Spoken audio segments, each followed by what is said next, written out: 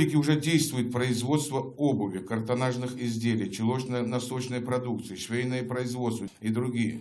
При выходе на полную проектную мощность около 1800 наших граждан будет обеспеченной работой.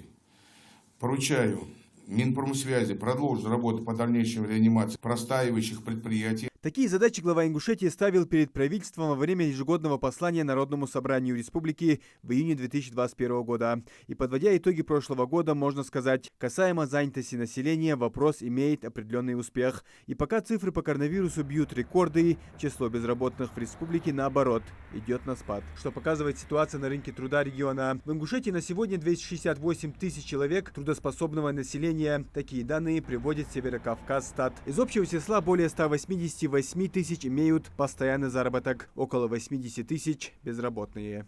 За 2020 и 2021 год, именно за 2021 год, нам удалось снизить уровень регистрируемой безработицы по сравнению с аналогичным периодом 2020 года. Можно отметить, что в настоящее время уровень общей безработицы является 29,7%.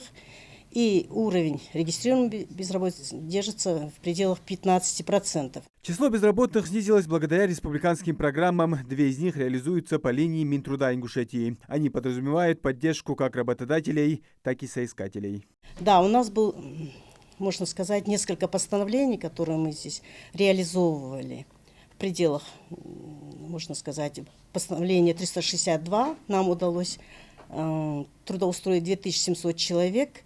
Это было уже соглашение, немного ошиблась я, но постановление 362, там уже в пределах 2700 человек, они направлялись, был отбор для работодателей безработных граждан, для найма работников, для того, чтобы они здесь в пределах от 6 месяцев и более находили работу и работали. И по усмотрению работодателя они могли работать и более 6 месяцев.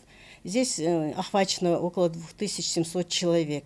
Тоже какое-то подспорье для людей, для жителей. В том числе у нас проводилось и профессиональное и дополнительное образование в рамках национального проекта демографии, где вот направлялись на обучение, переобучение, повышение квалификации на основе РАНХИС и Ставрополь, помимо этого, и Томский государственный университет. Это уже на обучение и повышение квалификации. Помимо этого, в Республике Ингушетия реализовывались инвестиционные проекты, да? Это лесоперерабатывающий комплекс.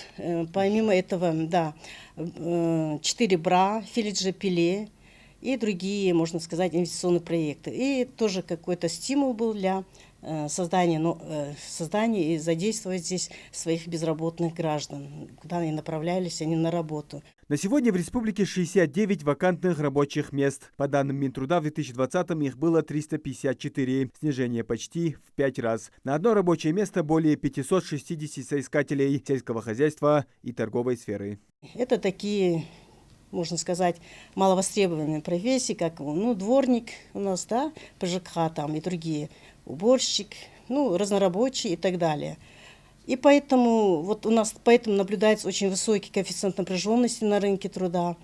И в результате, хочу сказать и отметить, что вот за счет этого нам удалось по сравнению с 2020 годом снизить напряженность на рынке труда. Также на 1 января заключено 3550 контрактов на реализацию мероприятий, направленных на снижение напряженности на рынке труда. Так планируется трудоустройство граждан в такие предприятия, как швейная и обувная фабрики, лесоперерабатывающий комплекс, завод «Реал», птицекомплекс «Южный». Муслим Ганиев, Хамзат Халухоев, Новости 24.